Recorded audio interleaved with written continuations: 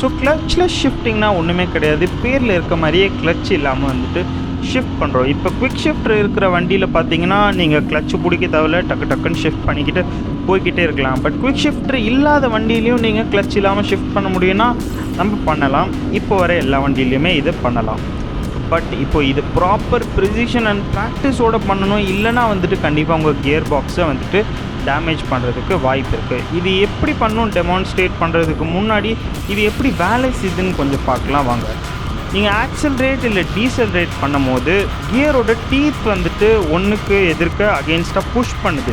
So அப்படி பண்ணும் போது வந்து டிரான்ஸ்மிஷன் மேலே லோடு வந்துட்டு அதிகமாக இருக்குது. இப்படி இருக்கும் போது ஒரு லோடு வந்து ஒரு ஆப்ஜெக்ட் மேலே அதிகமாக இருக்கும் போது அதோட இடத்த அது மாற்றிக்க தான் பார்க்கும்.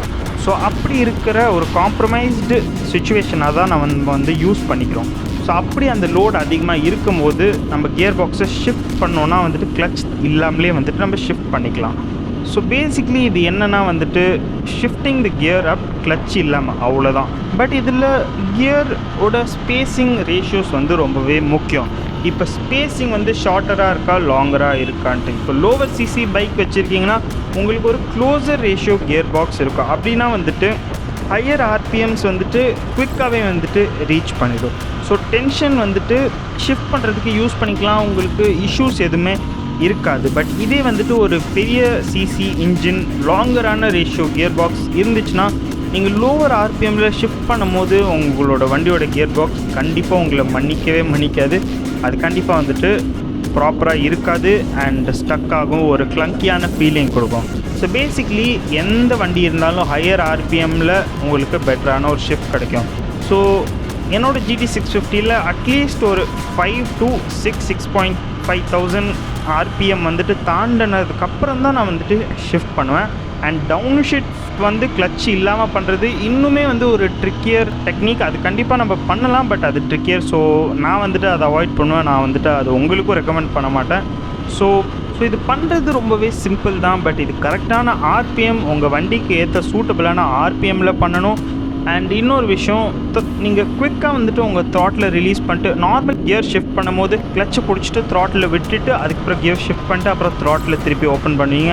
அதே மாதிரி தான். பட் இதில் கிளச்சை பிடிக்க தேவையில்ல, வெறும்னே த்ராட்டில் வந்துட்டு ரிலீஸ் பண்ணிட்டு கியரை குவிக்காக ஷிஃப்ட் பண்ணிட்டு திருப்பி குவிக்காக வந்துட்டு த்ராட்டில் ஓப்பன் பண்ணிங்கன்னா அவ்வளோதான். அதுதான் வந்துட்டு கிளச்லெஸ் ஷிஃப்டிங். ஸோ இப்போ உங்கள் மைண்டில் இருக்கும் இது வந்து வண்டியோட கியர் பாக்ஸை டேமேஜ் பண்ணுமான்ட்டு. இது நீங்கள் ப்ராப்பராக பண்ணலைன்னா கண்டிப்பாக வந்துட்டு உங்கள் கியர் பாக்ஸை டேமேஜ் பண்ணும். ஸோ இது டெக்னிக்கை பொறுத்து இருக்குது. உங்களோட டெக்னிக் நல்லா இருந்துச்சுன்னா பட்டரி ஸ்மூத்தாக வந்துட்டு கியர் ஷிஃப்ட் ஆச்சுன்னா அப்போ எந்த டேமேஜுமே இருக்காது. பட் நீங்கள் ப்ராப்பரான ஆர்பிஎம் இல்லாமல் நீங்கள் வந்துட்டு ஒரு கிளங்கியான ஒரு ஸ்டக் ஆகி ஆகிற மாதிரி லோவர் ஆர்பிஎம்ஸில் நீங்கள் கியரை மாற்றினீங்கன்னா கிளச் இல்லாமல் கண்டிப்பாக வந்துட்டு நீங்கள் மட்டும்தான் வந்துட்டு அதுக்கு பொறுப்பாக ஆவீங்க. ஸோ உங்களை டிபெண்ட் பண்ணி தான் இருக்குது. ஸோ இது நீங்கள் கரெக்டாக பண்ணுறீங்களா இல்லை தப்பாக பண்ணுறீங்களா. பட் ஒன்ஸ் நீங்கள் இது கரெக்டாக பண்ண ஆரம்பிச்சிட்டிங்கன்னா அதில் இருக்கிற ஃபன் வந்துட்டு வேறு லெவலில் இருக்கும். நீங்கள் கண்டிப்பாக அதை விட்டுட்டு திருப்பி பின்னாடி போக மாட்டீங்க. ஸோ கிளச்லெஸ் ஷிஃப்டிங் வந்துட்டு ரொம்பவே fun and head to head சுச்சுவேஷன்ஸில் உங்களோட காம்படிட்டர் ஆர் நீங்கள் இன்னும் வேகமாக போகணும்னு நினைக்கிற இடத்துல உங்களுக்கு கண்டிப்பாக இன்னொரு எட்ஜ் இருக்கும். அந்த இடத்துல ஒரு அட்வான்டேஜ் இருக்கும். குவிக் ஷிஃப்டிங் வந்துட்டு ஒரு 0.5 to 1 செகண்ட் ஆஃப் டைம் உங்களுக்கு சேவ் பண்ணும். ஒரு ஹெட் டு ஹெட் சுச்சுவேஷன்ஸில் உங்களுக்கு கண்டிப்பாக வந்துட்டு அந்த டிஃப்ரென்ஸ் தெரியும்.